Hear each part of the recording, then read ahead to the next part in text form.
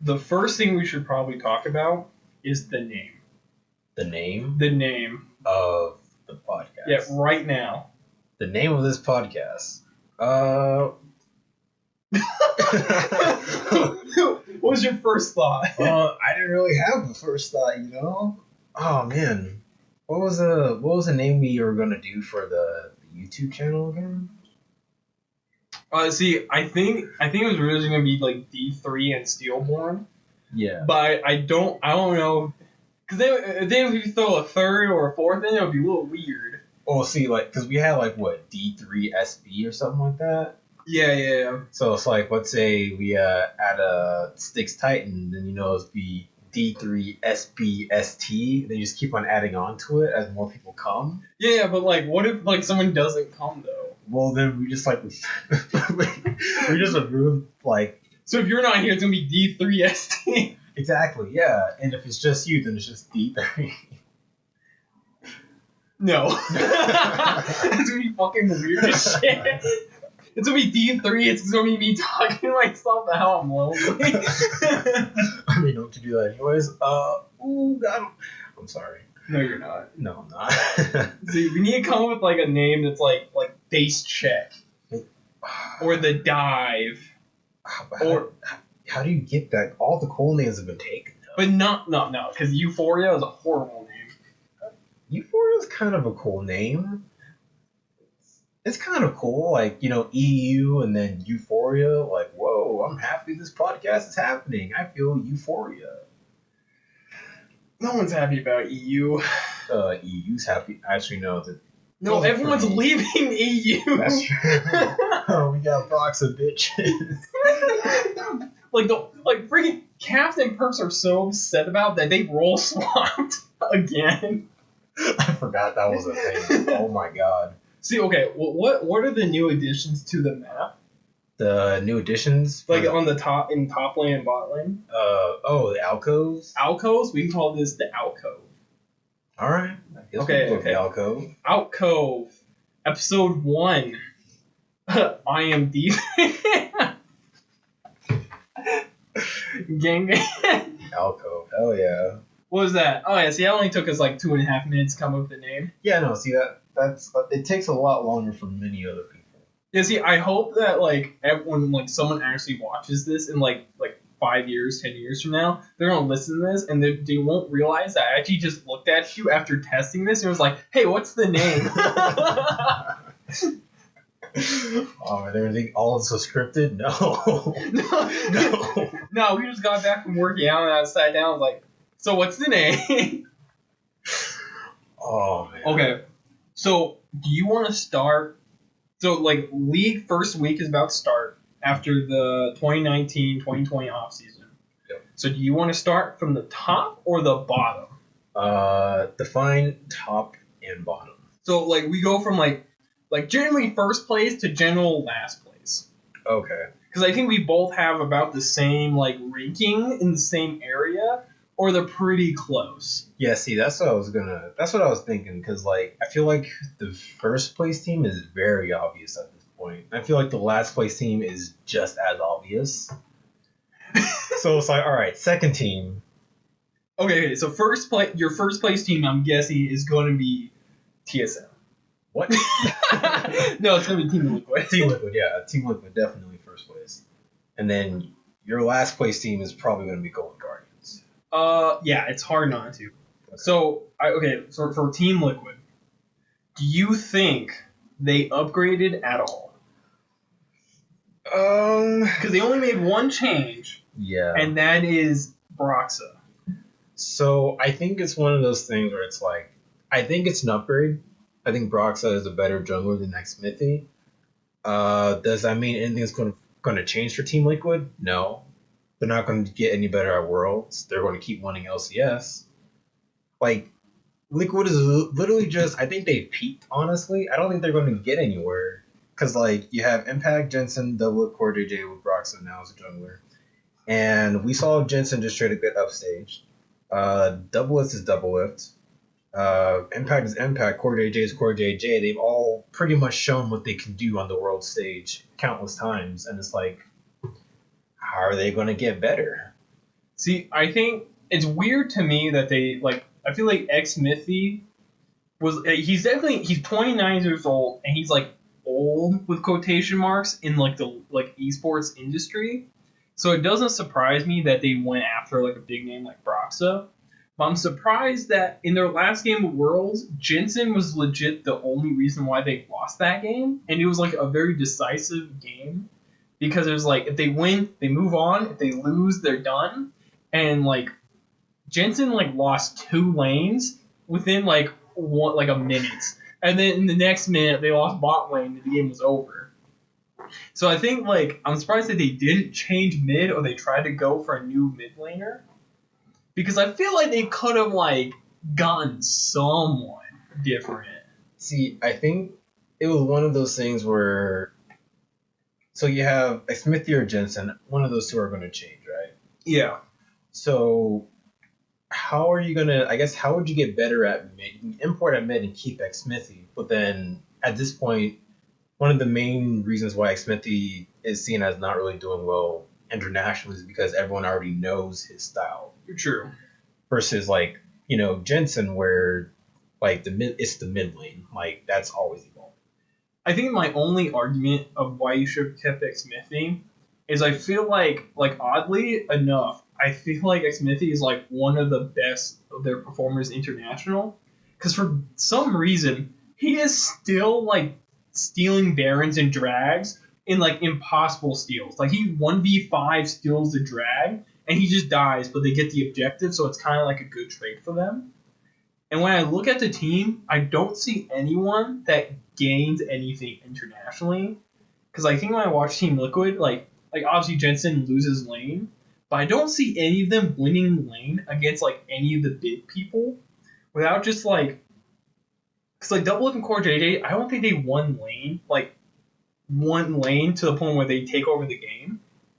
Yeah, that's never like the games that they did won was because of I believe it was because of Double from Core JJ pretty much. No, actually it's because Impact that one time against who was it? Dom one where Impact like 1v3 on Renekton and saved the game. Yeah. I remember that. But like a lot of times it was because the bot lane, they're usually just super stable.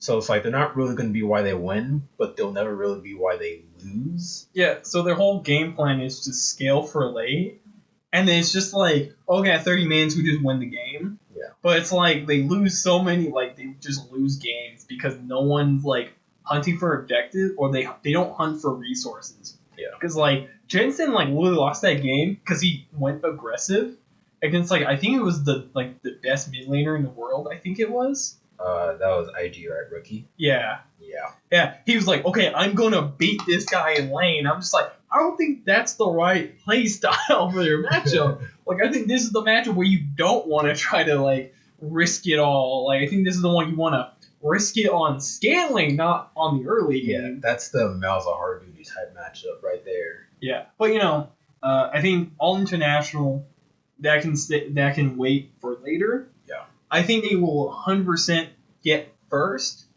but I don't think they're going to get it lightly. Yeah, because I guess we can move on to the next team. This is like your second place potential finalist with them. Second place? Let's see. It's hard because I'm kind of torn between 3 teams right now, actually. But if I had to choose one, I think I'm going to go ahead and go with TSM. Okay. For number 2. So TSM, so they chose the 4th jungler on their roster, which is a new one. Yep. And then they got a completely new bot lane. Yep. And a new coach because their coach left. Yes. Why do you think they're second place? So I feel like it's purely a coaching thing. If they let the players do their thing, then like in terms of talent, I think TSM has the second best roster. Because Broken Blade, like you saw him pop off like last split. And of course, there are some games where he didn't, but it was one of those where whenever they enabled Broken Blade, they did very well. Bjergsen, if he can, start playing carry champs again and like start trying to carry again, Bjergsen's great. Biofrost is a fantastic support in NA. I've seen some of Kabi in LEC, and Kabi's a fantastic AD carry as well. And then the big question mark, Dardoch, which is I feel like what all of this kind of relies on. I think that if TSM kind of realizes that you can't, the jungler is not just a ward, and they just let Dardoch kind of do his thing and kind of dictate the game, then I think TSM,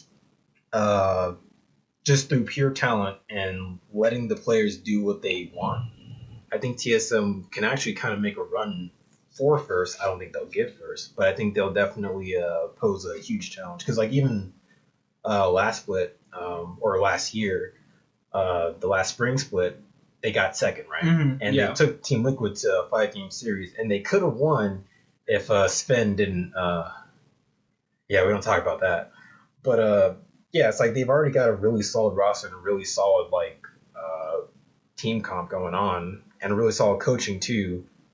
But I think getting rid of Sven is probably like the best move they've had, because I don't think he's like as good as a lot of like Double Lift has said that Sven is a good AD carry, which I'm sure like I think he's like the fourth best or fifth best AD carry in the whole like NA region.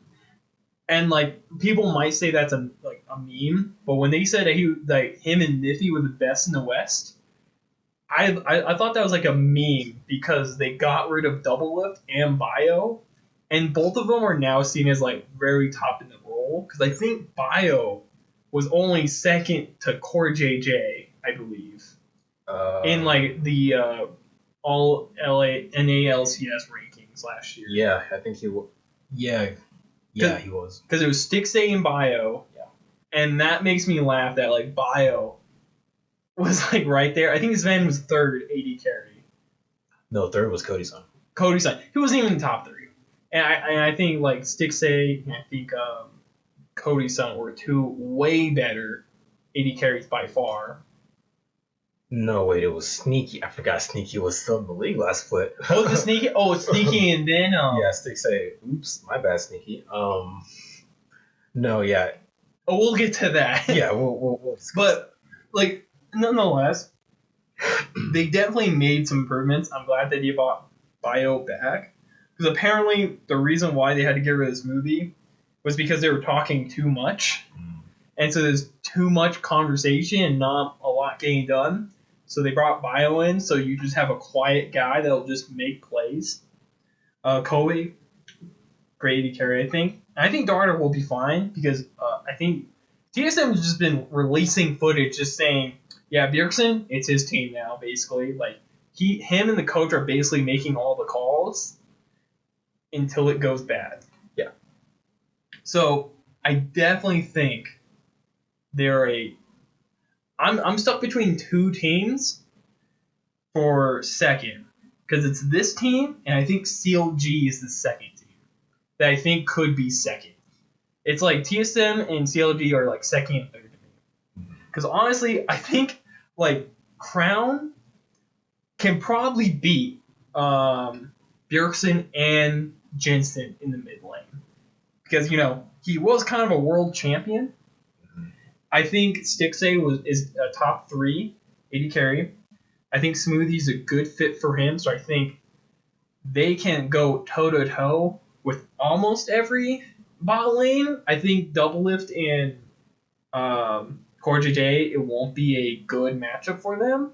But I think that's why you have someone like Ruin in the top lane, where you're just like, I'm going to win this lane, or you're going to leave this lane and I'm going to win the game.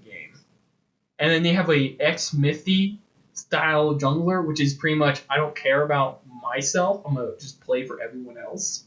So you have 3 carries, 2 supports. And TL, in my opinion, got 4 carries and 1 support. So it's like they're spreading their gold out too thin. Yeah. And I think TSM did the exact same thing. So I feel like if the meta goes the right way, I think CLG can make a run for it. Yeah, see, that was actually my other team. That was thinking could be second. Because, yeah, pretty much everything you said, like, even if you look at, again, last split, or last year, Crown was essentially carrying Optic's corpse. Oh yeah. It was Crown. It was a Crown and Meteor show down there, and it was mostly Crown. And they both left. And they they were like, no. Yeah, they got out of there. Good for them. But yeah, like Crown's definitely an upgrade from PoE because, like I think it definitely fits COG's style a little bit better too, or it would benefit them to kind of adapt to Crown style over PoE style. Well, PoE is like scaling only. Yeah. Where Crown is like more diverse. Yeah, like COG can do a lot more with Crown in the code PoE because, like, yeah, PoE. I don't want to be one of those people who say he can't play Assassin. I don't want to be one of those people that like they say, oh, this player can't play this, this, and this. But realistically speaking, PoE is not that good on Assassins compared to everybody else. Yeah, like in the league, like when he played the LeBlanc game, he was great on the early levels. Yeah. But it's like, yeah, I'm an assassin, but kill someone. But the issue is when he got to like the late game team fights, and they were like, they made some bad plays, and he would just be on the side doing nothing. Yeah. And like, there's no fighting, but he needs to find a pick, and he just doesn't know how, like, due to like the lack of experience. Yeah. So it's like, Yeah. So it's like Crown definitely gives COG a lot more wiggle room, and like they're no longer one dimensional with Crown. And then yeah, I think Smoothie. I'd say Smoothie is just as good as Biofrost, and it's kind of a meme that I saw, but it's like, you know, no one really talks on COG, so now you got Smoothie who talks all the time. Yeah. So yeah, it's like I feel like, see, this is why like everyone said that TSM won the trade, but I feel like COG needed this more, like, because having one guy say let's do drag and everyone's like okay is way better than three people trying to figure out if they should go for drag and have that one guy just quiet there. Yeah, it helps, but I think COG definitely got the better end of the like deal because they tried to make bio talk and that didn't work out so well. Yeah, like I think basically both ends kind of benefited really well for different reasons. But yeah, and then I think it's fitting that they're like right next to each other. Yeah. Me. Yeah.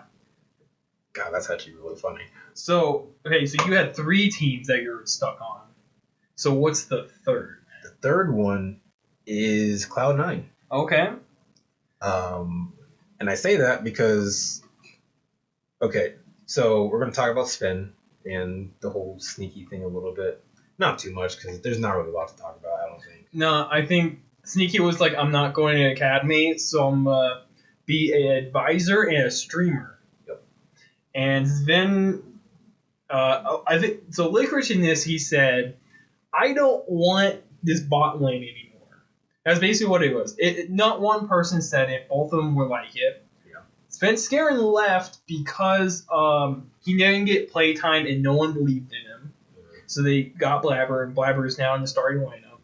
So they needed they needed a whole new bot lane and they got Blabber for jungle. Yeah.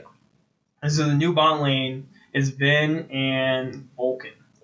And everyone wanted Vulcan. Yeah. If you saw Vulcan's actually really, especially for NA talent, like, it's important to say all this in context if they're NA. Yeah, for an NA support, Vulcan is very, very good. He's part of the reason why Cody Sun popped off so well. Yeah, because I know that a lot of teams talked about Bio and Smoothie were in such high demand that CLG and TSM just kind of to agreement. They're like, let's just trade. Because, like, to get Vulcan, it was actually, they would have to trade and pay. So that's why they just said, okay, you know what? It's not worth it because they thought those 3 were all about the same. And they're all NA too. So they're like, okay, that's why they just did a straight trade. Because every team but TL wanted Vulcan on their team. And it's kind of a meme because that's how Afrogroup got a team, is that Dignitas needed a NA support because they're like, we're gonna get him, and then C9 just flexed their muscles there a little bit, and they're like, yeah, we got him. Yeah. So, how do you think this team is gonna win? Like, what is their game plan every game? Like, okay, so I think it's Cloud9 they've essentially been finding success because they're a top focus team, or top half of the map focus team.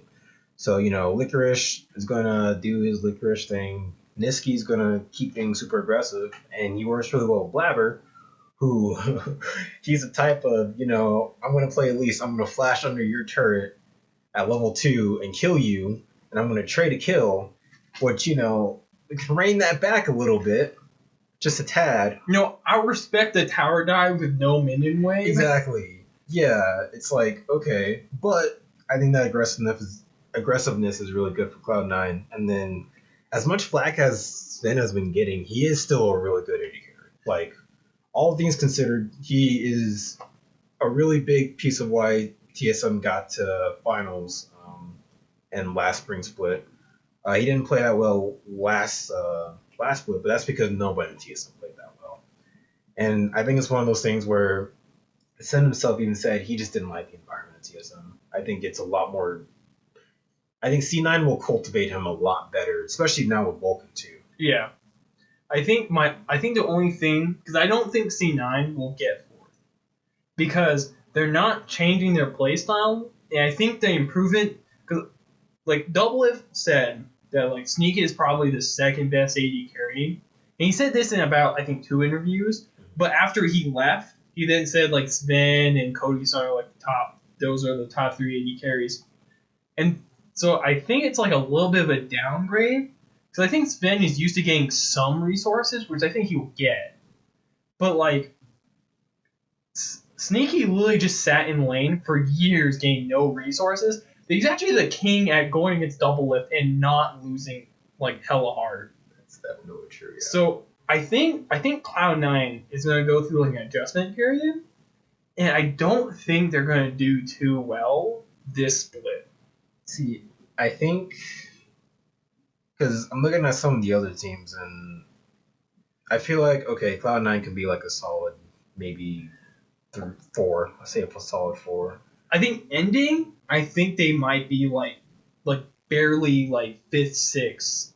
Like they'll be in playoffs. It's all about how you ended, not like the whole. I think this whole thing is going to be growing pains for C9 because you're completely changing your playstyle. Because like Sven at least thought about how aggressive he wanted to be.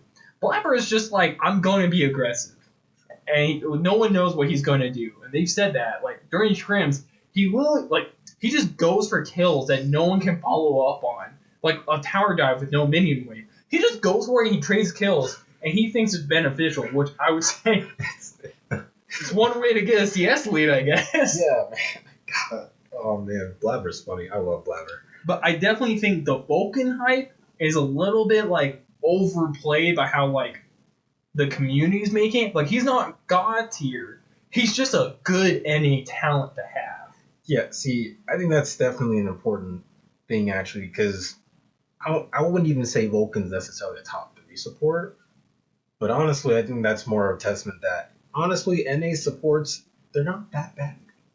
No, I think, Core J is the best support because, absolutely, he's also an import.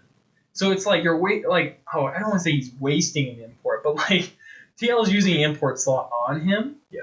So, like, if you're looking at, like, NA supports, man, you have Bio, Smoothie, Vulcan. Okay, we're not going to talk about Stunt. You got Zazel. Afromoon. And I'll stop there because those are, the big name, like, NA talents right there. And those are, like, all the supports that have been floating around for a while. And, like, comparatively, Vulcan's, like, on the up and up. Where some of them's on the going down, like Smoothie and Afrim are definitely considered going down. Yeah. And they've already peaked. So I don't know. I think the team will take some time to get the ball rolling. So you were saying? Oh, I'd say I think so, but I guess that's where we go to the 5th place team. 5th place team, and who do you think will be 5th place? See, okay, I'm struggling, and I think. Ooh, it's between Evil Geniuses and 100 Thieves. Mm-hmm. So, or either one of those teams were those in your like top 6?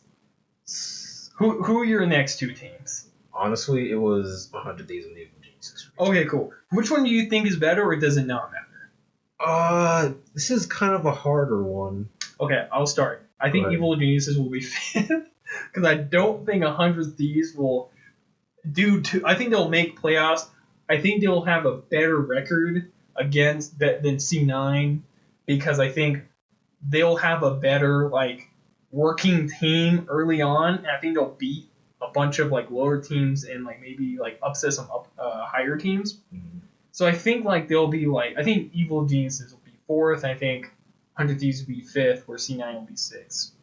Because Evil Geniuses coming back to League, they've just balled out because they've got Kumo, which is C9 Academy top laner, who did pretty decent. He just kind of lost lane one game.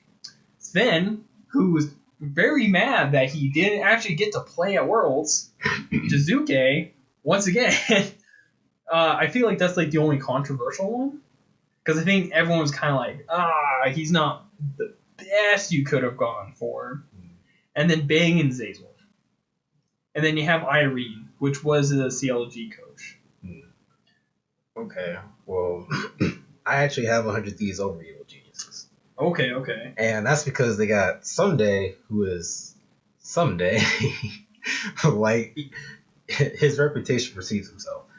Then you got Meteos, who's back, who's always just been a really solid jungler. Then you got Cody-san, who's...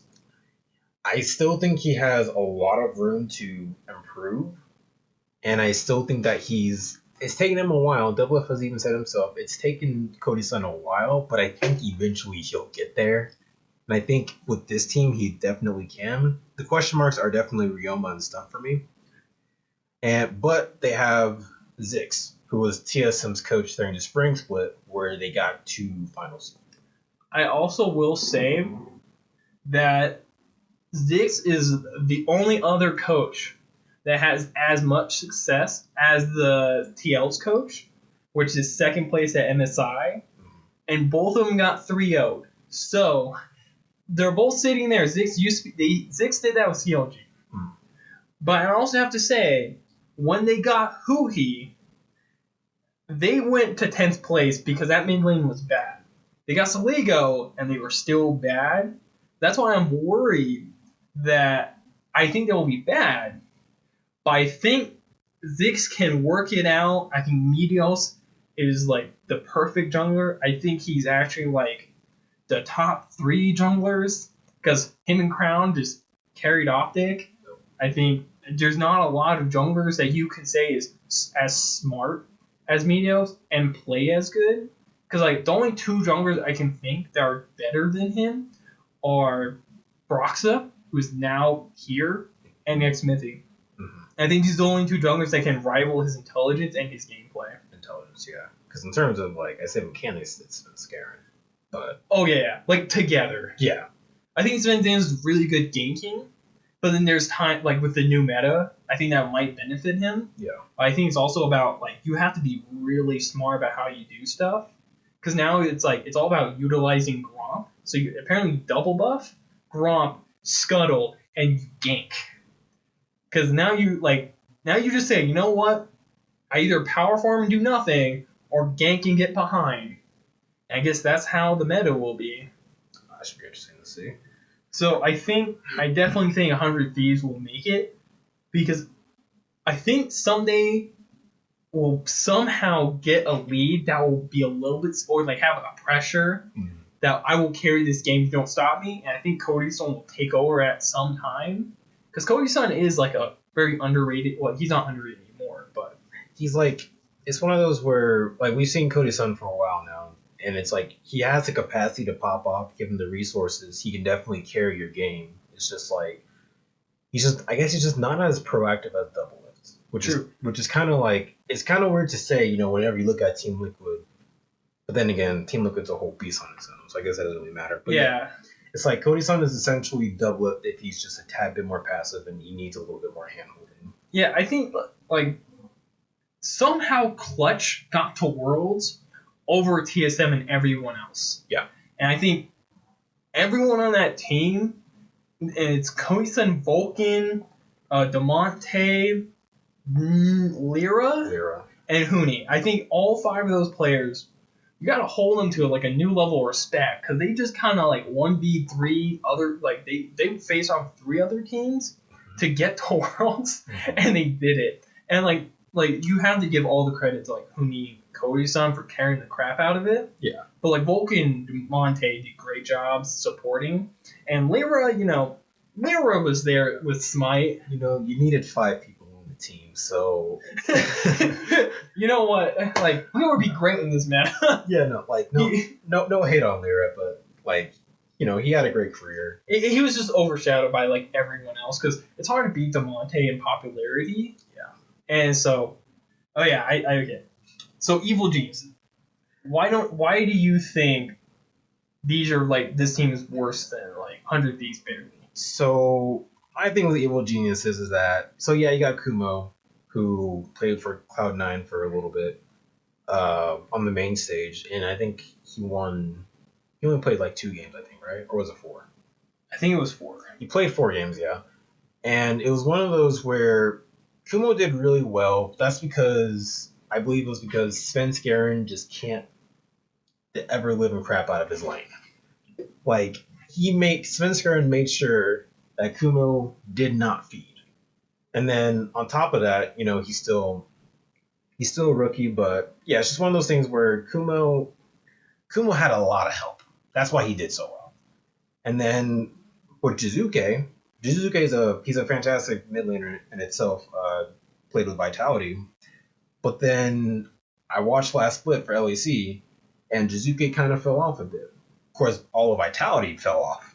But Jizuke especially was one of those where he would go for a lot of plays, but they just wouldn't work. And like I can respect that. I respect that out of a lot of teams where they just go for stuff. Try to make something happen. But for some reason with Jizuke, it's like he would go for stuff and then they never worked. They never worked. See, I will say this is the team that Bang will pop off on, or he won't. Like it's either 100 or 0. Because Bang will either just farm under power and just lose, or he will like pop off. Because Zazel is like a playmaking support. Like he does not like playing range. So he's gonna play like Thresh and Braum, and Bang is not afraid to play like Lucian or any of these champs that will like go in and fight you. So I think this team is going to be like Bang and the Sven's show of just we are going to like just be evil and just go for crap, because that's like the whole like model for Evil Geniuses coming back in. It's like Sven just said it in like an interview with Travis Garford, like he's pretty upset at C9, and there's some bad blood with Sneaky and like Zazel. Yeah. Because it's really hard that 2 of your teammates tell you, yeah, we don't want to play with you no more, like straight up. Like respect to the game, but to be fair, I don't think it's like their fault you're losing. I think it's like a team thing, but that's a different issue altogether. Yeah. So this whole team is like, we're coming for you, and the only 2 I don't see that in NA is like Kumo and Jizuke, because I feel like Jizuke is just like, I'm beating you at Worlds. That's his goal. Kumo is just like, I'm here. So I think this is going to be an interesting team, and I think they'll pop off, because I don't think the other like 4 teams, I don't think they're going to do so hot. I will say, looking at Dignitas's roster now, so I have Dignitas at number 7. Okay. I will say, looking at the roster, it's not that bad. Like, I remember it being a lot worse looking at it, like, whenever all the stuff first went down. I think it's because they gave, Clooney, like, $2 million or something like that? Yeah, they gave him a couple mil yeah, I was like, to play. Yeah, I was like, you know what? I wrote Dignitas off. I was like, yeah, screw them, they suck. But honestly, like, you got, Hooney, Greg, Froggen, Johnson, and African. Well, okay, to be fair, they paid Hooney, and then they spent the next month trying to figure out what are the other 4 people going to be. Yeah, see, that's where I was just kind of like, okay, Dignitas. I wrote them off, but honestly, it's like, so you have Hooney, I don't even have to explain Hooney, but I will anyways. Feast or famine, that's what you get. What I will say though, real quick, before we talk to the current roster, I think they fail at the old roster, because like I've only heard positive things about when Dignitas took over Clutch, and it was like the whole Worlds run, and the fact that they dropped everyone but Hooney and like Vulcan's like top prio. Cody's son was looked at, but like he like quickly taken away. Demonte as a NA mid laner, nobody wanted him when there's like a couple of like not only visa issues but also some like import slot issues. Yep. That it blows my mind that Demonte's actually back on Dignitas as the academy mid laner. Yep. Backing up Frog, and I feel like there's gonna be a point where those two switch. Although Demonte did learn a lot of his stuff from Frog before. They do have that relationship where Demonte learned a lot of his stuff from Frog. Okay. Like way back in I think Echo Fox, when Frog was on Echo Fox, that's where Demonte kind of. So that's kind of okay there, but I definitely do see what you're saying is like Clutch had a great roster. Yeah. Comparatively in LCS, where it's like you said, they beat TSM, they beat CLG, who was on fire. Yeah. I think CLG burnt out. I think they were going too fast, too hot, because they were just winning like nonstop. Yeah. And then they got to like I think they were playing like 3 games and they were just done. Yep. Like I feel like they just practiced too hard. They're trying to catch up too hard. Like they were so far behind and they caught up so quickly. Mm-hmm. But I think my question is, so do you like Cody's son Johnson? Johnson's supposed to be like a solo queue boss, but I think that's still like a downgrade, but an investment to be something. Yeah, see, like Johnson's definitely a downgrade for Cody's son because we've seen what Cody's son can do, and he's very good versus Johnson, who's an unknown, and he was I believe TSM's Academy ADC. Yeah. So it's a downgrade, but I do think it's a relatively good investment because yeah, apparently the dude is insane in solo queue. So it's like I'd say that's actually a good pickup. Lyra and Greg. Like they just got Greg, they bounced Lyra.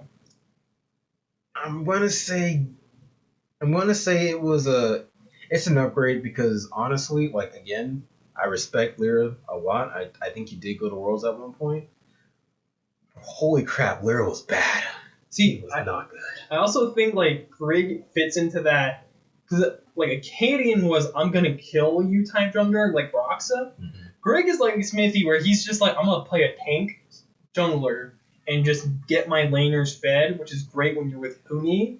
Because if he gets fed, you're winning the game. Exactly. But like I think the issue is that you do have Frog and mid lane who scales.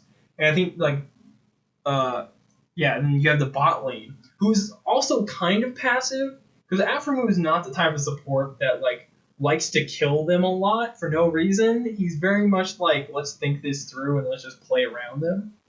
So I feel like this team might fall apart by not doing enough other lanes. Yeah, no, see that was kind of that's why I have Dignitas at 7. Is because like, okay, so you have Huni, who again, either he's gonna win lane and he's gonna win you the game, or he's just gonna lose super hard and then that's just kind of it.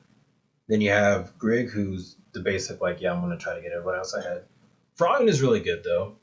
He's the reason why Golden Guardians got as far as they did. Literally just him and Hanser. Also why he left really quickly. Yeah, I don't blame him at all. And then, yeah, my main issue with Dignitas is honestly Huni's a question mark. Even after everything, Huni's still a question mark because it's which Huni decides to show up that day. And then Johnson and Aframu, I don't know how well they'll mesh. And we've seen Aframu, who he's still a really good support, one of the greatest supports in LCS history. But he is kind of on his way out. Like, I think he is kind of near the end of his career. He probably retired from the coach at some point. Yeah, I think I'm very surprised that he decided to like. I'm not surprised he wanted to be a support because NA support Aframu, he's such a big name, and I think a lot of teams will be happy to put him in to like lane with someone new like Johnson. What's his name? Johnson. Johnson. It's really Johnson. Yeah, with the U. Yeah, it's Johnson with the U. Whatever. Call him Johnson. Johnson. I was gonna do that, but Johnson. Okay, whatever. I feel like that's why he's still good because you get to have like coaches, and then you have Aframu coaching him because Aframu coached Stixay and Koyu-san, who are both like top 80 carries in the league right now. And so I feel like that's why he's still in, because he gets paid a lot, and he pretty much still plays competitively on a lot of these teams. And I think eventually he will become a coach. I think it's kind of like, I feel like 100 Thieves is the team you want to be a coach in, because I feel like the benefits you were getting at 100 Thieves is so insane that I think you really don't have to buy all too much. But anyways, moving on. Well, also, real quick point. Whenever you said Alpha Moon was Stick saying Cody-san, I just realized part of the reason why I feel like Alpha Moon didn't do so well with Bang is because Bang's already an established AD carry. So I think Alpha Moon would actually probably do really well with Johnson to kind of coach him up. Yeah. Yeah. Well, it's like Afro is so good at coaching. Yeah. Because like when him and Doublelift came together, they were both like, that was like when Doublelift and Afro started playing with together for the first time in CLD. That was the first time Afro was a support. Like he switched from AD carry to support, and Doublelift switched from support to AD carry. And so they both were like learning the roles essentially, but they're still like top tier players, whatever. And so it's funny, that was like the only time in their whole period where they weren't like the best in their roles. And then they split up and they were the best in their roles. And so after that, like the Doublelift got with Bio, well, a bunch of other people that don't matter, but he ended up with Bio, and Afremu ended up with Stixay. And they coached them both up to be now like very like high regard. Like Stixay is a staple at CLG, and Bio is pretty much like the second staple to TSM now behind Bjergsen. I think Bio and TSM is bigger than Bio and Broken Blade. Or Broken Blade and TSM. Yeah, Broken Blade and TSM, yeah. Yeah. But I guess moving on. Yeah, moving on. So next are Immortals and Flight Quest, because we 100% know Golden Guardians is last. Yes. So which one do you think is a little bit better? So, and I think the interesting thing here too is that they changed the format of LCS to playoffs, at least for the summer split. I think where now they have the top 8 teams. I think it's 1 versus 8, 2 versus 7. I think they have that going on now. Yeah, we'll talk about that at the end. Yeah, I was just bringing that up now because basically these teams matter. Yeah, these teams are the playoff teams. So who is 8th? Because I think I have a good idea who the 8th team is. So 8th? Oh man, honestly, I think Immortals is super slept on. I think Immortals can really easily pick up speed, but I don't think they'll be 6 and above. I don't think so either, but I do think that they're one of those teams where like people, like a lot of people have Immortals at number 9 right now. Yeah. And I'm gonna go ahead and go against the grain and put that on number 8 instead. Okay, I'll be honest. I'm very much a Flight Quest hater, but I'm also a big X-Smithy fan, because I do think I think he will secretly make this team really good, because if CLG proved anything with X-Smithy, is that you don't need to be the best players, you just need to play the best. And I think X-Smithy will coach this team to outplay a lot of teams. I just don't think that's going to work a lot with their people they have. Yeah, see, because so Immortals got Soaz, Smithy, Ica, Altec, and Hakuo, which I'm very mad that they broke up Apollo and Hakuo. That's very depressing. I think I'm more mad that they took Altec. Right? It's like, why would I don't care. Apollo's just fine. I feel like Hakuo had that one good split, and so I think that's when people started taking him above Apollo. But whatever. I just Apollo was top 4. I don't care. It doesn't matter. But they have Altec, which I think if they had Apollo, they would be 7. But whatever. But they have Soaz, who's also a veteran, has been to Worlds a couple times, I think. A little bit toxic. Just a tad, He just kind of called out his teammates for not doing so good on Twitter after the game. Yeah, So he's a guy, but. Let's see. We got Ica, who's we don't really know anything about Ica. He's apparently had some experience, quite a bit of experience over in EU. I don't think he was actually on an EU team, but he was like an EU Masters and stuff See, like that. I think it's like, wait, so because we got POE and someone else that went to clutch on the first the first split of LCS franchising. I'm trying to think of his name because he immediately went back. Because I think he's just another like EU mid laner that was decent, and I don't think he'll do too much. I think he'll just be, because like I don't think he's gonna be like top tier, and I think he's not like bottom tier, but like when you look at everyone before him, it's like, man, and like I think he will be better than POE because he'll have more drive because he's just coming in. But other than that, I don't have much to say. I think this team's just gonna be. I think this team will be carried by X Smithy's like coaching and shot calling. That's about it I have for this team, to be honest. Yeah, I have nothing to say about Altec other than the fact that should not be Altec. It should be Apollo, but whatever. And then Hakuo's Hakuo. He's a decent support. So I'm actually kind of sad because like I am a FlyQuest hater, but I love Viper, Santorin. Like both those guys, I feel really sad because I feel like they're slowly getting better because I think they're both like I think Santorin's just hated because of what happened when he was on TSM. I feel like Viper's like getting into the big boy carry shoes, but he just doesn't have a good enough team to like deal with. He's gonna become like someday, but he won't be like Impact where it's just like I'm on a winning team, I'm a good top laner. Yep. And then let's see, you got Power Evil, who we've already kind of talked about Power Evil a little bit, where he's just kind of like that sit back and scale and 30 minutes, he'll start helping. Yeah. He'll show up eventually. Thoughts on Wild Turtle? I mean, he's solid. It's just, he likes to. He's like, so you know how Blabber sometimes likes to dive people, under tower with no minion wave? That's Wild Turtle, but, he'll flash forward as, let's say, I don't know, Varus, and, flash forward into.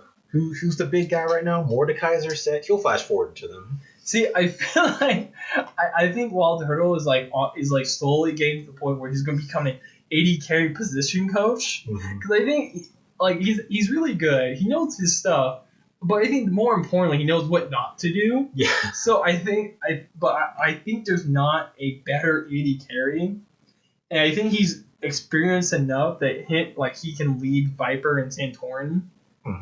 And then Ignar. Who's Ignar again? Korean. I forgot his team. Because I know he's with like what he was on. That's right. He was with Schalke. Yeah. Then he was with Misfits during their Miracle Run. Yeah, he's not bad. I think he's a good addition to the team. I have to say I don't think this team is ninth for a good reason. I don't think this team's gonna be climbing. No, this is definitely one of those kind of like, oh, we're good enough teams. Like, we're good enough to field a roster in LCS, but we're not going to do anything. See, this is the team that's like, we are putting all of our bets onto the two rookies that we've already spent like a year training on. And so we're just like, we're going to keep doing it, and we're just going to, because I think Ignar's a good support. I think they're searching for a new mid and AD carry. Once Viper and Santorin are good enough, and then they're going to instantly pop up. Yeah. Into like playoffs randomly, because I think they're like that NBA team that's like, we're waiting to get the LeBron, and as soon as we get him, we'll win in the game. Okay, I think it's time. Oh god, the dumpster fire that is Golden Guardians with freaking Hanser, poor guy, Closer, Golden Glue, FBI, and Keith. Okay. So we know the best person on this team is Hanser. I feel so bad for him, man. So so let's start from the other side. What is the worst person on this team? Why the hell? One, why does Keith have a team? One. And two, why did they make him support? Like, this man could not cut it as an 80 carry. How long has he been in the league? for I don't know how long he's tried so many times to be in the league and he sucked every single time. And they're like, you know what? That's a bummer. We'll make him support now. To be honest, I will say, if you were in his position and they came up to you and they're like, "Hey, we don't want you as AD carry anymore, but you know what? Can you support for us real quick?" Yeah, see, I'm not mad at Keith. Good on Keith for making that decision. It's Golden. What are you guys doing, Golden Guardian? I feel like this is. You know what makes me more mad is that Haunter was their first pick. Like they were like, "We're keeping you 100%. We'll pay you however much." Their second pick was with Golden Glue. Like of all people, I'm actually kind of mad that they chose Golden Glue as their second guy. See, I'm mad that they picked Golden Glue when I know there's a whole thing with DeMonte, but then a very important NA mid laner, Pobelter. They picked Golden Glue over Pobelter, and Pobelter is better than Golden Glue. Yeah, I feel like Pobelter, because like the thing is like you can meme like yeah like he was the first to get kicked off the TL team whatever, but the thing is like he was still better than like half the league. Yeah, like he still beat everybody. Sure, he was best on Malzahar, and like again, yeah, we meme him a lot, but like literally, he was an integral piece of why Team Liquid made it as far as they did. Yeah, because like Lily, it was because of him that Double Lift and Impact. Well, this was before Impact played carries. His main reason why like Double got as much resources as he did, Yeah, and got him as much time as he did in team fights. And then DeMonte went to Worlds. yeah. DeMonte went to Worlds. He's a young and up and coming mid laner, even though I guess DeMonte is only like a year younger than Pobelter. But that's beside the point. But like, yeah, he has world experience. He's only going to get better. But then you pick Golden Glue, who I think this is like his sixth shot. Yeah, like every time he gets put on a starting roster, he's very quickly thrown down because everyone's like, listen, we really don't, you're not as good as we hoped you were going to be.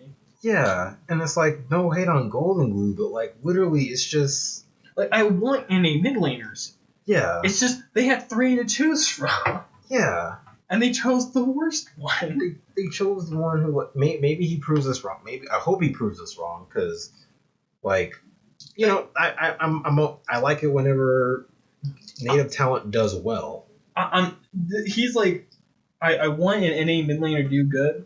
I just prefer DeMonte because you know he's definitely like our Chad of the league, and Golden Glue's kind of like the second tier of that. Yeah. It's like Chad is like the athlete in prom king in high school, and then Golden Glue is like the kid that's winning the science fair in high school, and you know him because they call his name on like the announcements. Yeah. You just like my first choice is him, like DeMonte. It's like I'm gonna go party with Tanner time, not like GG over here. Hey, don't worry.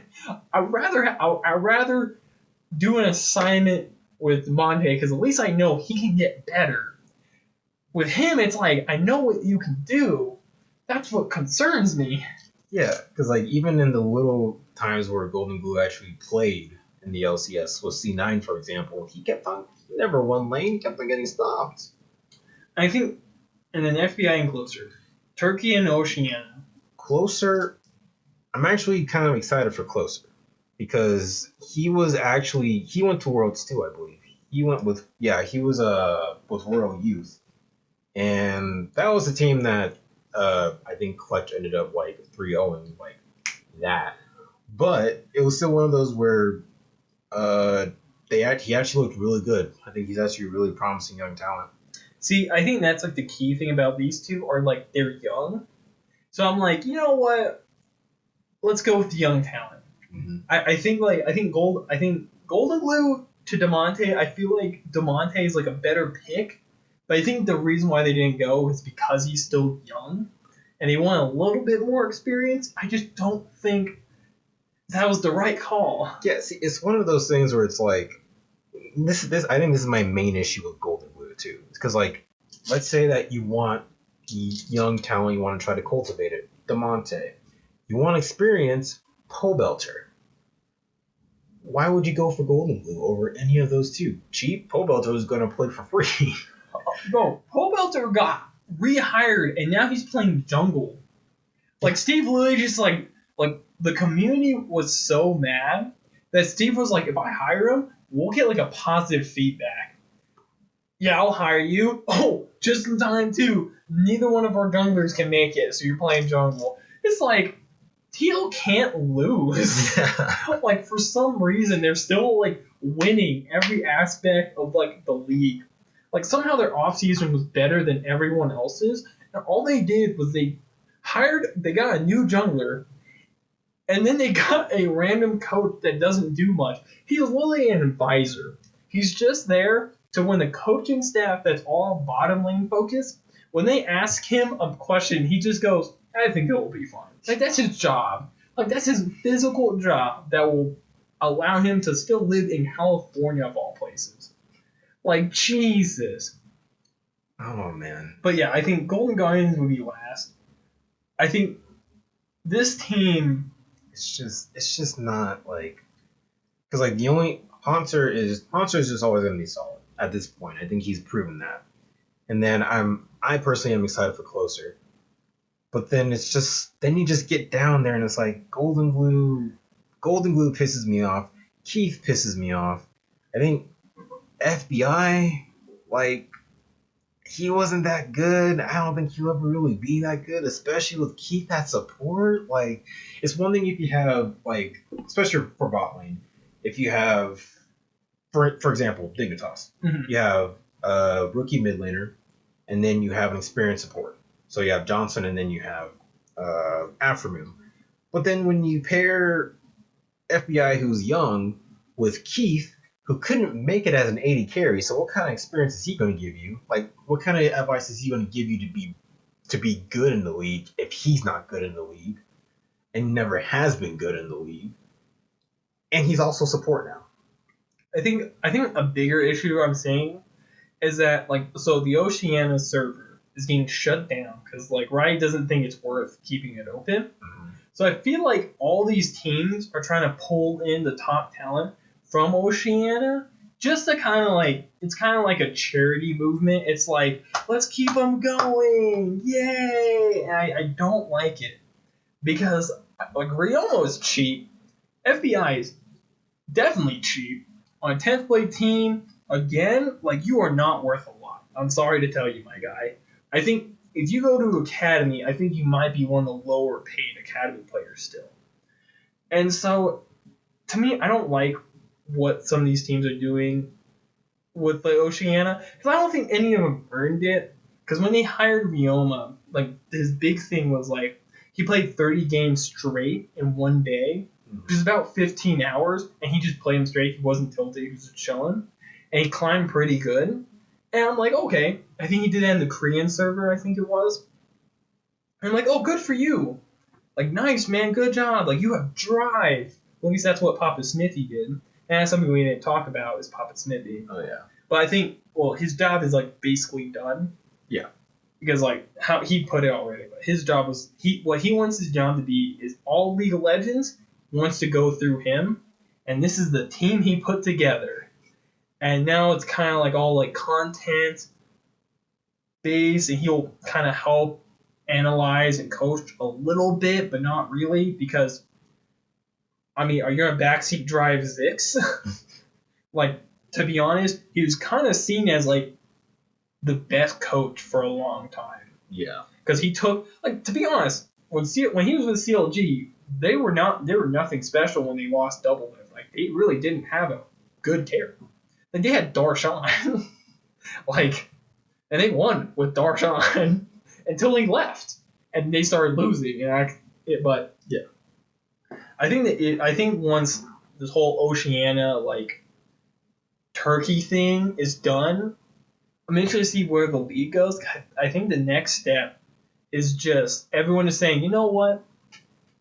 If we want new people, we're just going to go into NA solo queue. Because I swear on my name, I want Yasuo in the league, and I want to see him. I want to see him. See, I would rather see Yasuo in the Golden Blue because at least I enjoy his streams. That's fair. Because at least when he's inting, I'm gonna laugh about it the next day when he makes a video on it or something he talks about in stream. Golden Blue, if he ints, he's just gonna be like, no, like radio silence. Like, I'm gonna go lift and work out my frustration. It's like, damn it, I can't be this bad. I can't let anyone know that I'm this bad. I gotta be. And it's like. Listen, just Yasuo, like, he's smart, but then it's like, Twitch Rivals is going on, and I know that's kind of a for fun thing, but most of the time, he doesn't do good. Yeah, they lost because Yasuo just kind of fed, because the mid laners are just better than him. That makes me laugh, because Boy's a top laner, and he just played mid, and, like, I think the funny thing about Yasuo is he just freaking plays ranked, and he gets pretty high in every server he plays, and then like it just doesn't translate well to LCS because he's not given chances to like actually go into that environment, like, because to be fair, he is like the coach, and he has to coach 4 streamers that are worse than him at the game, like purely just like mechanically or game knowledge, however they are worse than him. And he has to be the leader and the coach of this team. He has to like lead them up. This dude has no experience. Like, I think Taiwan wins just because he's like, I will carry you. Just shut up and watch me. And then like Boy's very like charismatic, and everyone else I think is just funny about him. They're all just doing crazy stuff. He also kind of tries, but then he also flips back and forth between kind of being funny. True. I think if you put Yasuo into Academy, I think because he definitely can beat a lot of the mid laners in Academy. I think he could be the best in Academy. Well, I think he could be one of the best because, honest to God, the Montes in Academy, I think those two are about similar. Like, I think Monte's better than Yasuo, but I feel like there's a huge gap between Damonte as a starter in LCS and the Academy mid laners like Golden Glue. I think there's a huge gap, and I think Yasuo is better than Golden Glue. That's fair. So I think like if you throw Yasuo in, because like honestly, Yasuo is not an easy champ to master because he does like a lot of like good stuff, like a lot of like hard technical stuff. And he also proved that he can play other champions. He got the Masters within a month, without playing his main champ. That is true.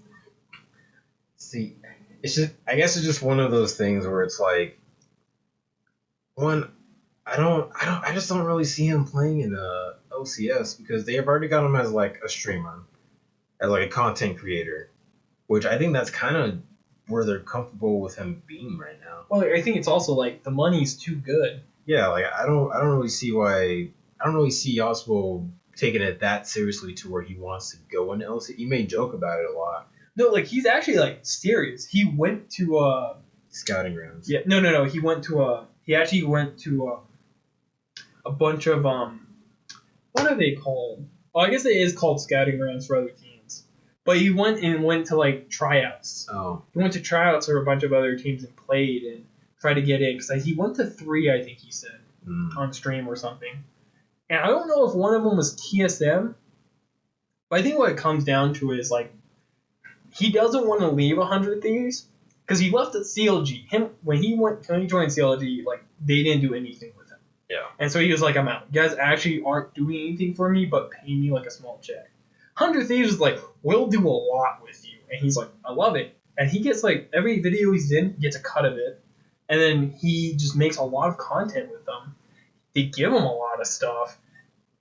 And then just having the name there, it's like they're kind of a growing brand, so it's like a huge investment for him. So I think the money's a little too good for him to leave 100 Thieves. Yeah. And I don't think that Zix and Papa Smithy will just be like, you know what, let's get this streamer in. I feel like if they had like Golden Guardians type coaching and management staff, I feel like it would happen. I think he might become starter. Yeah, no. Honestly, yes, because Golden Guardians doesn't know what they're doing. But I need to stop like hating on Golden Guardians.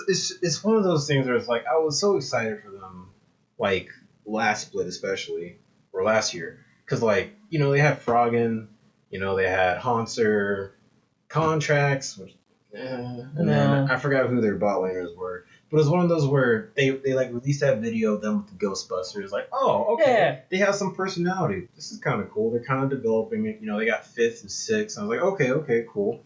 But then it's like they just kind of stopped. Yeah. They just completely stopped trying to like get their brand out there. Now they're pulling this crap. See, I think they had the right idea because I think 100 Thieves in terms of like branding is first place. Yeah. Like 100 Thieves is going to take over like esports. Yeah. Because now Optic is gone. Like the Optic like Call of Duty brand is donezo.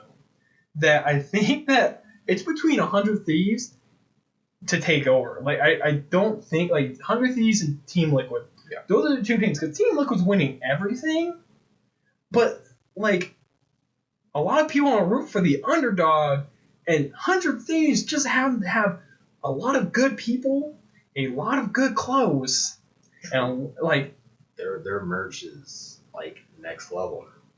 So it's like you want to rep them because you're gonna look good. Like Team Liquid, like no offense, I looked at their merch and it was like kind of like what I expected from an esports merch. Yeah. It was just like, oh, it's cool, but it doesn't motivate me to buy it. I look at 100 Thieves stuff, I'm sitting there like, it's pricey, but it's like, it's unique. There's only going to be like a couple thousand, and then it's done. Then that's it. That is it. No one else will have it. And today, I have not seen anyone in our town or city have wearing something like that. And I'm just sitting there like, I could buy that, and no one would like match me. It would be freaking cool. But everyone else, like Golden Guardians got up there. What they did too was they showed off their whole like they got their new facility. Yeah. They showed it off. They freaking like they're just like who's it? Investors. They're just like, give us money and we will put your name everywhere. And like Team Liquid is doing that too. But then I look at like everyone else and it's like, every single time I like try to go down a list, like thinking, okay, how's this team gonna do? How's this team gonna do? I always forget FlyQuest is a team. FlyQuest, okay, green and yellow, they need to rebrand themselves. It's and there's such ugly greens and yellows too. Yeah. You see that? Yeah, no, I think, but like worst branding, it's like Golden Guardians is making their colors work between yellow and blue. Yeah. But yellow and green, man, and it's called FlyQuest. It's like, can we get something better? Like, because at least the Clippers, like I thought for the longest time had bad, like their brand was like their colors and everything was bad. Yeah. And then it came out this year, and I was like, okay, red, blue, black, I like it. It looks good.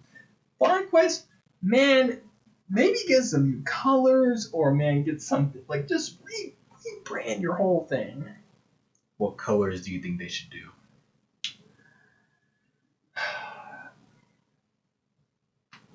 Not blue. Not blue. Okay. Half the teams are blue. Yeah, no, I'm glad we're in agreement on that.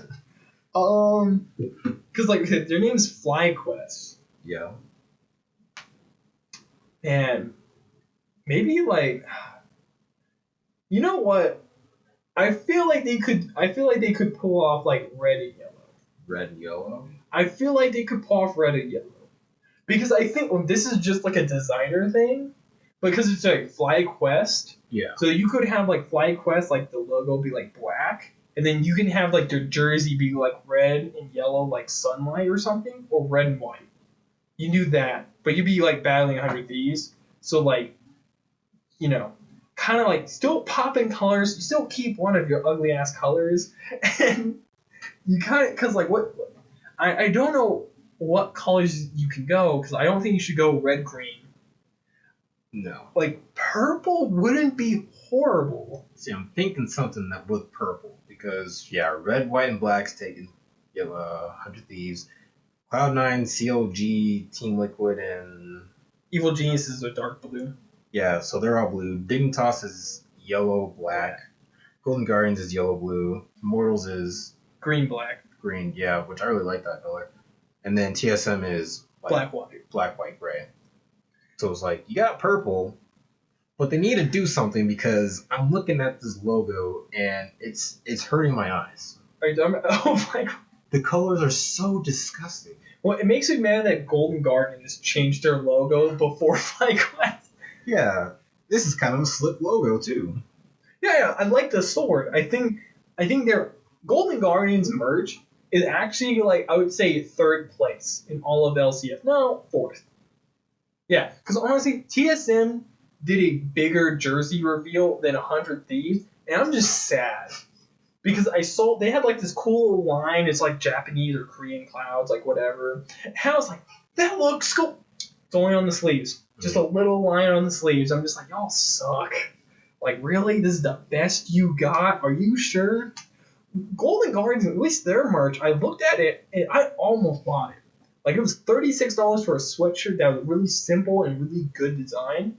Like, 100 Thieves, the only reason why I haven't bought it is because, one, it sells out faster than light. Two, some of it's a little, like, too crazy or too simple. Like, it's too, like, mainstream for me. Yeah. I like that middle ground where it's kind of like, everyone can wear it and it looks good. I don't want crazy where you pop out, and I don't want subtle to the point where no one will realize that you're wearing like someone's like good merch. And then second place is Team Liquid and Merch Game, just because Steve is just throwing money at designers to put stuff out. Then you're eventually gonna have something be decent. Yeah, so that's not even fair. Team Liquid is just money. COG is actually third. So, yeah, I will say that they've actually hired two different designers, and both of them did like pretty good kind of different stuff that I would consider buying because it's different from everyone else, but it's a good subtle where you're like when someone looks at you, it's like, damn, it looks good, but they won't be like, oh my god, what the heck is that? Or it's not going to be like, oh, this is a black hoodie. Oh wait, is that 100 Thieves right in the middle of their chest? Hold up, let me get my binoculars. Hold up, let me take a camera picture, fully zoom in. Okay, I see it now. Like they have CLG pretty like big in the middle, and then just good color designs. Oh, because they did a summer design, they did a fall design, and all of it was good. I'm waiting for like the spring, and I think it'll be good. A new spring, and I think it'll be good. Golden Guardians, they put out a sweatshirt, a long sleeve, and both of them were good. I might go buy it. It's still there. But I don't have that money yet, so I don't have that kind of money to just blow on some dude's merch. Yeah, and I'd be careful too, because you buy that, you're supporting the team, and you're supporting a team with chief support. So, you know what? Maybe they need money so you can get real support. I never thought about that. you got me there. Maybe no one's buying it, so they have no support. You got me there. See, this is a sign. They're trying to tell us that they need support. It's a cry for help. They're trying to tell. I'm just waiting for Demonte to go. They're gonna put golden glue as support, and they're gonna be like, guys, really, we need support. I'm trying to tell you this secretly. Oh man, who's that one? That's right, Piglet. No, we don't talk about They're Piglet. gonna bring Piglet back, put in support. I was like, guys. So if they bring Piglet back, I will 100% buy their merch. If they somehow make a move worse than Golden Glue or key support, I will 100% buy the merch and then say these are my new favorite team. Because goddamn it, if they don't get support, they might just be worse than like all the other teams in the past. Because they're getting really close. Yeah. Oh god. Oh man. So I think, is there anything else? Well, we can talk about game picks because it's happening this season or this weekend, and so yeah, we'll just run through the games real quick. Yeah. Just I think the common trends. I think Aphelios is picked or banned. Because I've been watching a bit of China, and Aphelios so far I think has 100% presence. Pantheon I think still has 100% presence. Mordekaiser has had 100% presence, and every single game so far that I haven't watched all the Chinese games, but every single one of them has had Misfortune picked. Yeah. And played. I think also what I've noticed from like Trick's rival that might mirror in the LCS is Rumble and Akali mid. Rumble is also, I think, 100% presence right now. Yeah, I think that's what we're gonna see is like Rumble and colleague mid 24/7. Unless you're playing against Huni, and then Rumble will be banned before anything else. Yeah. So I think we'll see that. I think we'll see Set. Oh no, Set's disabled. Never mind. For some reason, he was still played in China, but I don't know if they if China works on a different rule set than LCS. No, yeah, there's their separate thing. Okay, yeah. So yeah, I think for us he's disabled because I don't think because they the pros don't start practicing until 10.1. Yeah. And so they don't count preseason as a patch they can really practice on. Yeah. So when they did 10.1, they got access to it early, but also visa issues. So they just disabled Set because they don't think teams have enough time to practice. Where Philios and Senna, they're like, got plenty of time. Also, Set has a game breaking issue. Oh yeah. Yeah, with the whole, I think it's like if you kill somebody midway between his ult, then whenever they respawn, they just respawn on Set. So you can literally just whenever they're about to come up go back to Fountain, they die. I also think there's an issue with their chrono break with Set. I think so. Like when they restart the game, I think Set actually I think they tested it with Set because I think it was after we talked about it. Mm-hmm. Apparently when Set ulted or something, the game just completely freaked the hell out, and they tried a chrono break as a test, and it wouldn't do it. But I think I don't know. Also, I don't know. It's disabled, and I think normally it's just because they need more time to practice with it. Yeah. But he will be available second week, and I think if Set's available, because I think Set is the second best top laner in the league in the game right now, behind Mordekaiser. And I think Set will probably be a huge threat on teams that have a pure top lane aggressor like Someday, Huni, maybe even Viper.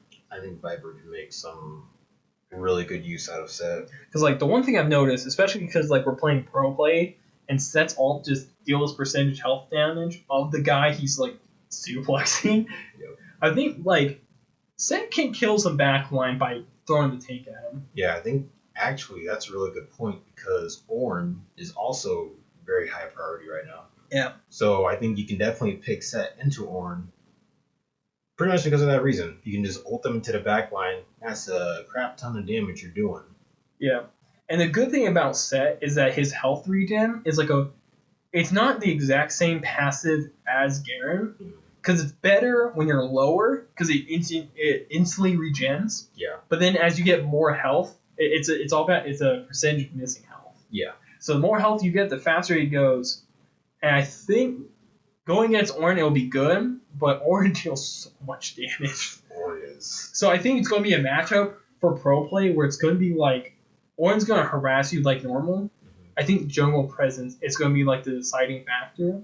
Because I think once Set gets Black Cleaver, he has some kill potential on Ornn. Yeah. But Phage maybe, but these are pro players, and I don't think it will be that easy for Set to kill him before he gets the Black Cleaver. Yeah. Yeah, no. But with that being said, with all those priority picks out there, I don't really know too much about what's going on in the jungle right now. I think it's still the basic J4s and stuff like that. Yeah, it's definitely about, I think level 3 gankers are the highest priority. So Elise and J4 are definitely are the top. I forgot who else was in the top meta. I know because from what I've seen, I'm trying to remember. Elise, J4, Lee Sin's always going to be there.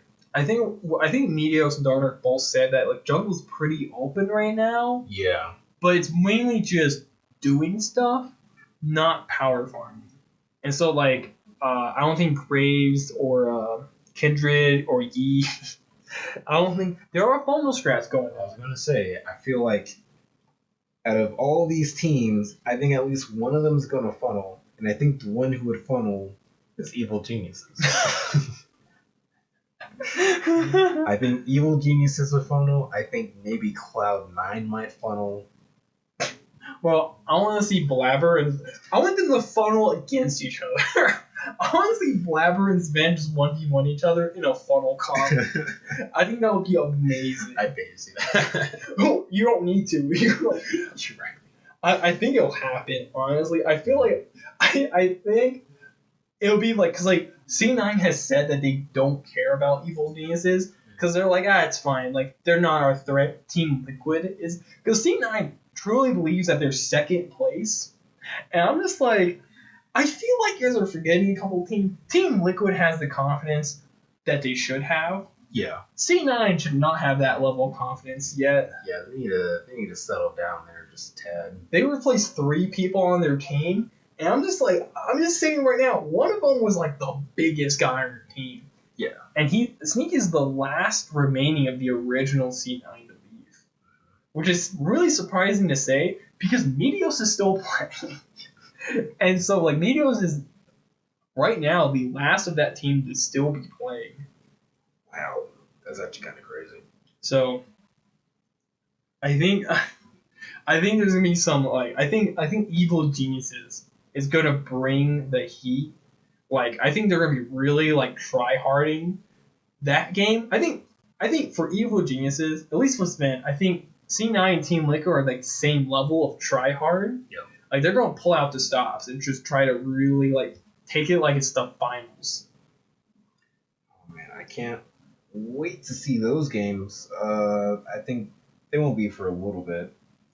But there are actually some pretty good games going on. Wait, I actually think Team Liquid faces off at C9 and TSM the first. Yep. Because first game, we can just run down the games real quick if you want. Okay, let's say the game and predict. Okay, so first game is, C9 versus Team Liquid. Team Liquid. Giving that Team Liquid, yep. I think, this is Pro Belter Jungle. Yeah. Yep, TL. True. Pro Belter Jungle. I'm still going to say TL. Okay. Do you agree? If no, it's one or the other. You can't be. Listen, if Broxa is there, No. It's probably going to be Pro Belter Jungle. Probably going to be Pro Belter Jungle. This game is in 2 days. That is true. Okay. I'm still gonna give it to Team Liquid.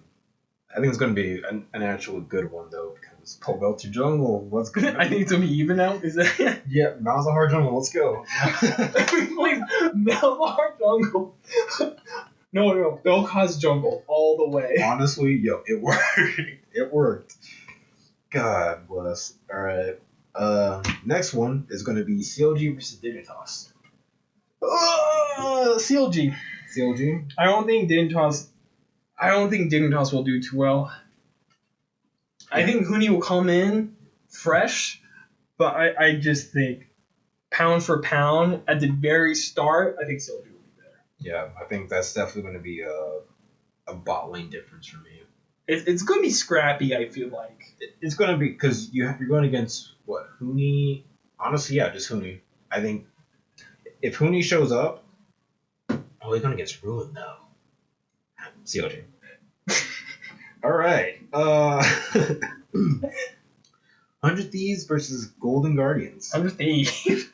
Okay, this is gonna be one of my favorite games to watch because I'm actually like kind of a 100 Thieves fan, but I'm very interested to watch because these are 2 bad mid laners going against each other. Well, we don't know that Rion was bad. I'm gonna tell you right now, going into the first week, Ryoma and Golden Glue are like ranked like 8th, 9th, and 10th. No, absolutely. Oh, Ica though. Wasn't he a starter at EU? I don't think he was actually. Let me check. Are you fucking? They took an academy.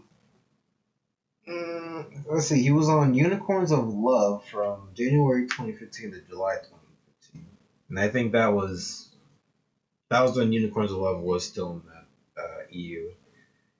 And then a bunch of other stuff. He was on Schalke, but I think that was a sub.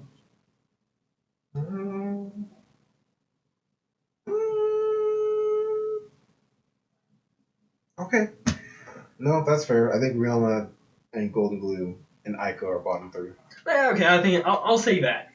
We haven't seen him play, but first looks, Yeah. I think bottom 3. So I think this is gonna be a very interesting game. But and then Hanser versus Someday. I think that'll be the closest match besides Midlane. Yeah. I think Medios will definitely kind of not play as good. Like he won't be at the top of his game. Like he won't be trying to outthink Closer. I think he'll probably play it like a solo queue game. Yeah, see, that's why I think Golden Guardians, as much crap as I've been talking about them, they might have a chance. I think solely because Closer. Yeah, I have to say, if 100 Thieves, if they don't get a kill bot lane before 20 minutes, I'm gonna have some issues. I'm gonna be very disappointed. If they die, I'm gonna be even more upset. unless FBI and Keith play like Senna Lucian or something, I'm gonna be upset. It's fair. No, same. Okay. And then this is gonna be the last game for Saturday. There are 4 games on Saturday, 4 games on Sunday, 2 games on Monday. So last game on Saturday is gonna be Immortals versus FlyQuest. Oh, you know, this is a game where it's like these are where our rankings come in. And I'm just gonna say, I'm saying Immortals. I think this game is like 51-49 to Immortals. See, I think I might have to say FlyQuest. What is the difference in this match? Because the difference is that, honestly, if you look at FlyQuest, there's only 2 people who are new, Power Evil and Ignar. Power Evil is honestly not too much different from Pro Belter in terms of play. Oh, man. So it's like they already have experience running that, and they found success with it for a little bit. And then Immortals, it's still like, yeah, you got Soaz, Xmithy, Ica, Altec, and Hakuel. And I don't like Altec. Sure, you got Xmithy. I think Xmithy might be the X factor here. Soaz, I think those 2 are the X factors here. But I still think FlyQuest, just because they have experience with each other, so I think this will be the only one they get this season. No, Golden Guardians. Oh, no, right. You forgot. They'll get. If they win this one, they'll have 3 wins. Yeah, that's fair. Okay. But honestly, I think FlyQuest may actually come out the gate relatively hot, like these first couple of weeks. But then I think they'll definitely just fall off towards the end. So I think they might win this game. I don't know if they'll beat CLG. Who they have next week? TL? Never mind. No, I lied. They might finish 2-2. But whatever. Maybe I'm still gonna think. See, I look at Altec, I just don't think he'll carry unless I see him play a little bit more. Altec was on. I believe Altec was on Echo Fox. I'm still gonna give it to Immortals because I think, if Soaz wins lane, I think they win the game. Honestly, I think this is that type of game. That's fair. Also, that is actually an interesting top lane matchup. You got Soaz, the grizzled veteran, versus Viper. It's Toxic Vet versus Viper. Ribbon one trick. Oh man. Okay. So then moving on to Sunday's games, we got Dignitas versus Evil Geniuses. Evil. I'll give it to Evil too. Yeah. Yeah, I think. I think just all around, I think they'll come out pretty good. Yeah, I think the one place they might falter is who's their mid laner again? Jizuke. I think Froggen is a better mid laner than Jizuke because Froggen's really good. He's still got it. Yeah, I think the only problem is Froggen is that Sven works early. Yeah. So I think that will be the difference. Yeah, I think it's definitely a matter of trying to mesh well. And I think Evil Geniuses on paper meshes better than Dignitas does right now. So I give it to Evil Geniuses. Next game, TSM versus Immortals. TSM, yeah. Moving on. Woo! Yeah, Golden Guardians versus C9. C9. I'm gonna give it to C9 too. I would love for Golden Blue to win. Honestly, I'm gonna say Golden Blue just for that reason. You're gonna say it? Yeah, because like No, I actually really dislike C9 right now. yeah, it's the same. honest. I was gonna say like I just after how they handled like everything, because like yeah, Spencer and Zazel both said we just don't want to be on that team anymore because of how they handled everything. So it's like honestly, like it's at the point where I don't blame. Like honestly, Sneaky. I think Sneaky's an advisor, but I think he's only doing that because like his like part of his paycheck or like part of his like contract is like he has pieces of the government of the not the government of the company. But when he leaves, he loses all of his shares in the company. yeah, And so I think he's just doesn't want to like give that up. Yeah. Because that's like for a couple years, that's a pretty big like thing now, I'm sure. So I think he's gonna I don't know what he'll plan to do, but I know he's not a part of them, but he still has the shares because the reason why is because I heard a couple people talk about it. It's because if he stays with C9, he won't be able to get as many sponsors. Because you can't have like 2 mouse or like gear sponsors. Right? Yeah. So now it'll open the door for Sneaky to have more sponsors because let's be honest, I think Sneaky's a pretty big name at least. Huge name right now. But okay. But yeah, so Brain says C9, Heart says Golden Guardians. As much as I hate Golden Guardians, I hate C9 just a little bit more. No, I feel like a lot of C9 games I'll be like, Yeah. But this one specific, I think C9 will win. But got Golden Glue, pick like Kiana and just win the game. Honestly, yeah, just please, man. I'm begging you. Pick the 1v9 champ and just somehow carry the game. Just carry the game, then look straight at C9's owner, who's probably going to be in the crowd, and be like, yeah. I would like see the game. What I want to see is Ven beat C9 and just don't shake anyone's hands. Yep. Just walk by him and just stare at the coach and then walk off. Just be super over dramatic about it. Like just overplay it super hard. Or even better, shake Sven and Vulcan's hand. Nobody else. Yeah. Just like just stop at Blabber and look at him and just catch him. God. Alright. So next game is gonna be FlyQuest versus CLG. CLG. Yeah. I feel like it should be an easy one, but CLG. Yeah, it's if there's a chance for a spoiler, I think the most likely spoiler or most likely upset, that's a better word, would be FlyQuest over CLG. Yeah. CLG is like the worst team to rely on because it's like, oh, we can beat TL and then lose against Golden Guardians like in the same week. It's just like ridiculous. Yeah. Okay. These are the next 2 games are like the big time like games. Yep. They're like the big deal headliner games apparently. And honestly, they didn't do too bad for the first headliners. So you got Evil Geniuses versus 100 Thieves. Okay. I feel like these 2 are coming in with really strong branding. Yep.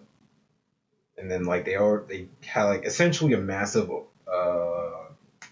off-season overhaul. Like 100 Thieves got rid of everybody except for Sunday, and they brought Stun up. So yeah. And then Evil Geniuses is already Evil Geniuses. They're doing their thing. Yeah, one of the oldest, but yeah, I think that one I have to give to 100 Thieves because Cody's son and Stunt are friends, so I feel like their bot lane synergy will be better than Bang and Zazel.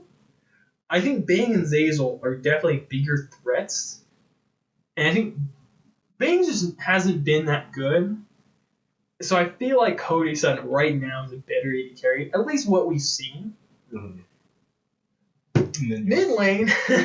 Yeah, you got Jizuke, who I've already said a lot about Jizuke. He's super aggressive. Ooh, excuse me. Or he's part of a super aggressive team at least. And then Meteos and Sven is going to be an interesting matchup because Meteos already said that the game plan is 2 gank. And so it's like you have a smart versus like instinctual type players. Yeah, it's like it's one of those where I kind of see it as, oh man, this is a really interesting matchup stylistically. Actually, I think everything is interesting, and then you get to the top lane, and I think it's like someday, can you just smash lane? But see, that's the thing though, is that someday he's probably going to smash lane. Kumo doesn't want to smash lane. No, but I think because I think it'll be Sven goes for the 2v2 top, or you let Kumo try to win the 2v1 against Meteos and Someday, who aren't like other top side of the matches. I feel like those guys can dive you effectively. They can, but this is also a bot lane kind of focused meta because of the dragons. True, but let's say Someday gets 3-0. Let's say he just smashes Kumo, gets first tower. True. With that lead, I think he can go bot lane and they can win a 5v4. I think they can threaten a lot if Someday gets ahead. See, I'll say yes, but it also depends on how long does it take Someday to get to 3-0. I think he should get his first kill within 10 minutes. Okay. And then I think he should get 2 more kills before 20. And I think he does that, they're on pace to win the game. Okay. With that being said, bot lane can't, they cannot die. They can only die once within the first 20 minutes. That's true. Because, yeah, I think it's one of those where if 100 Thieves ends up getting the lead, I think they win. But if Evil Geniuses somehow manages to stave off Someday and, yeah, pretty much just Someday. Yeah. Then I think Bang is a better late game team fighter than Kui-san is. And then Zazel, I think, is a better playmaker than Stunt is. Oh no, 100%. Yeah. I think whoever has the biggest lead individually will win the game. If Bang has a bigger lead than Someday, then they win. Yeah. Oh man, that's gonna be a fun one to watch. Yeah. So final verdict is 100 Thieves. You're gonna go. Or you're thinking Evil G? I'm gonna say because we've agreed on almost everything so far. Yeah. True. So I'm gonna say Evil Genius. Okay. Because honestly, both of them can work, but I when you say it out loud, it's like Evil G just sounds the favorite, but in game, I feel like 100 Thieves will have. Yeah. Yeah, it's honestly, that's one of the. I think that's literally as close to a 50-50 as we're gonna get. Okay, now this is the one I want to talk about. Yes. TSM versus TL. Who's gonna win? Because TL will probably have Hope Elter jungle. Do you think the jungle difference is going to be high enough for TSM to win? Short answer, yes. Long answer, I think that so obviously Dardoth is just a better jungler than Hope Elter. Sure. Yeah. I mean, yeah. Yeah. We don't need to argue that. Yeah, we don't need to. So Dardoch is going to out-jungle Hope Elter. But then what that basically means is that Dardoch's going to be all around the map. Yeah. So he's going to try to get Broken Blade ahead. I think bot lane is probably going to be chilling. I don't think they're going to try to do anything against Doublelift because you can put Doublelift behind, but you always be kind of okay. It's that mid lane matchup. Bjergsen versus Jensen. And I will say this right now. I think Bjergsen will win it. Yes. I don't think that with how the teams are going, Jensen does not seem like no one on TL feels like they're good, they have the fire that all these other teams have. Because every team feels like they're going into the split they're gonna kill each other. TL's they look like the guy that just can't lose, and they're I feel like they're cozy. Broxa is just chilling. He's just I feel like he's not even trying to get his visa. I feel like he wants to see this week happen. And I think TL will get smashed this game because I think that Darda is gonna just sweep the map. I think Bjergsen will win lane because I think they're gonna try to make I think they're gonna troll the crap out of Jensen, and I hope Jensen plays LeBlanc and lose. Or I hope Bjergsen plays LeBlanc and beats Jensen with it. And just be like, hey, remember Worlds? Well, now I watched it. Yeah, see, I hope Jensen picks Kiana, and then Bjergsen picks LeBlanc. And then Solo kills Jensen in lane, and then he's like, yeah, that's what you were supposed to do. I just like this is like one of those moments where I want to see the pro view and I just want to see Bjergsen just type very like I want the emote, I want like the set sit-ups kind of thing. Just like if you just sat there and just recalled spam on his dead body, I would respect that so much in this matchup. See, I don't know if there's a Lissandra email, but like, just type in the chat back to Lissandra, spam Lissandra. No, you should just be like typing like, hey yo, maybe you and Pro Builders just switch. I think his Malzahar might be a little bit better. Oh man. Yeah, no, but honestly, yeah, I think TSM will take that one. Just because it's like, yeah, I think Bjergsen's better than Jensen. Dardok's just gonna, on paper of course, but Dardok should just run over Pro Builder. Like, I think, I'll be honest, I think this is the year that Teal doesn't win finals, but they'll still be first place at the end of the split. But when they go to the playoffs, I don't think they'll actually win. I think by the time playoffs happen, I think there'll be at least 3 teams that will battle them.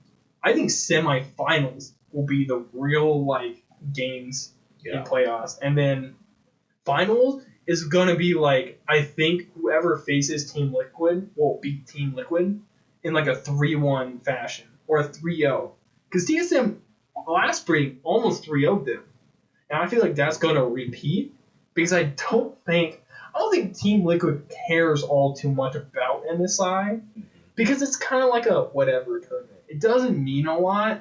Because G2 won, and the first thing the whole world said was, that doesn't mean you're the best in the world. True.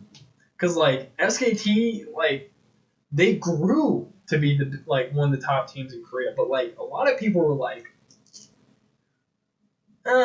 you know, like, there are other Korean teams. And I think that's, like, the big thing. Because I think, you had all 3 EU teams, all 3 Korea or Chinese teams. At Worlds? Yeah. It was all 3 Korea teams. All 3 Korea, 2 China, 2 EU.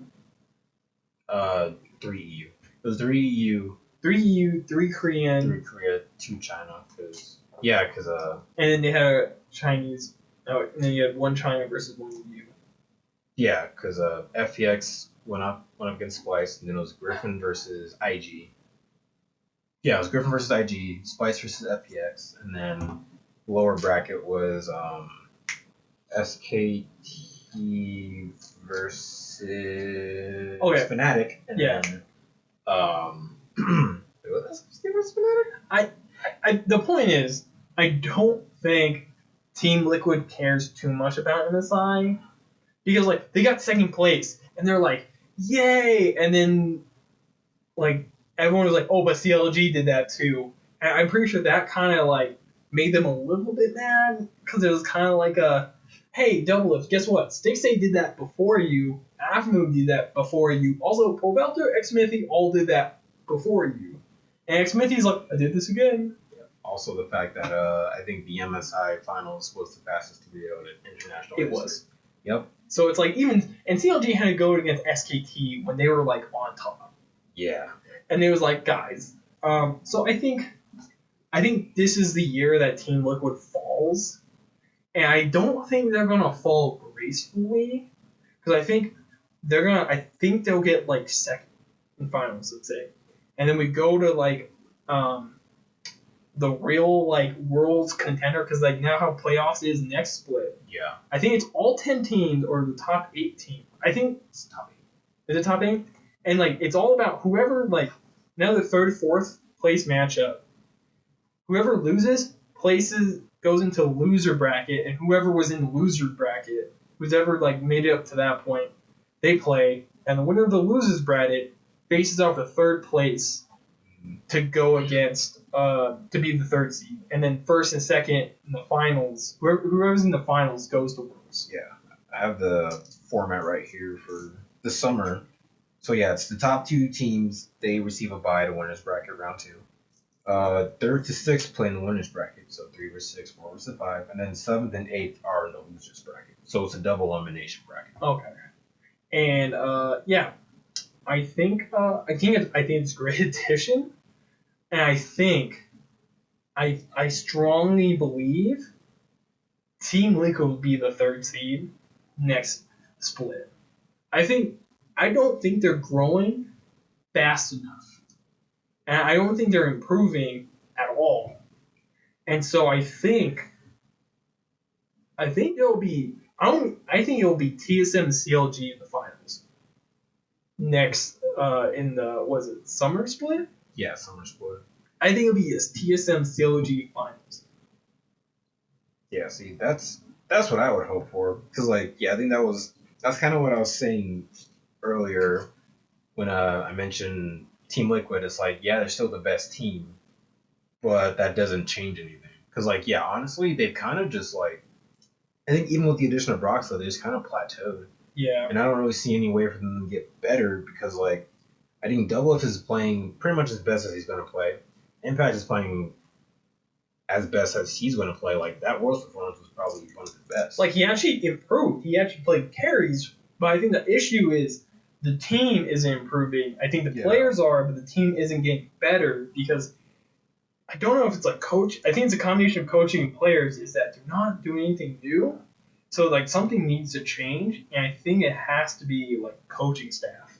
I think it's coaching at this point because like yeah, you have 5 of the best players in LCS on your team right now, and there's just no real excuse for another like poor showing. Yeah. But then it's like yeah, you play. They're probably gonna play pretty much the exact same play style because they said like last year they're like yeah, we'll play a different style, and they kind of did. They were losing, and I noticed that when they started losing, they went back to the regular play style. Yep. And then it's like okay, so you kind of dipped your feet into the pond for a little bit, trying something different. But then you started losing, so you got scared, so you went back to your original playstyle to win LCS, which is cool if you want to win LCS. But then it's like, eventually people are going to pick up on that. And I think that a lot of these teams, like I think TSM for sure can definitely overtake them. I think COG can overtake them. And I honestly think that C9 can probably overtake them too. And it's like it's just one of those things where once people start like actually understanding how Team Liquid plays and then start playing around them, then Team Liquid's just done and C9 has the brain to do it in Reaper. Yeah. And then COG they're actually improving every year. Yeah, see, I think Irene is a good coach for Evil G. I think their roster looks pretty good. Mm-hmm. I think TSM is making the right moves. I think C9 they have good coaching. They always had good coaching. They've always worked with what they got. So I think I think these teams, like I don't know if there's underplaying them in the public, but I don't think it matters if they're actually serious or not. I think they'll be overtaken. Mm-hmm. But I think with that, I think that'd be a good place to wrap up. Yeah, I'd say so. I'm excited for this season actually.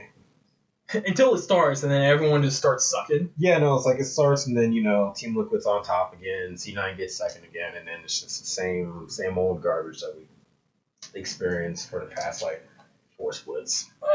We gotta be hopeful, because in the words of Freak, and he's gonna win Worlds this year.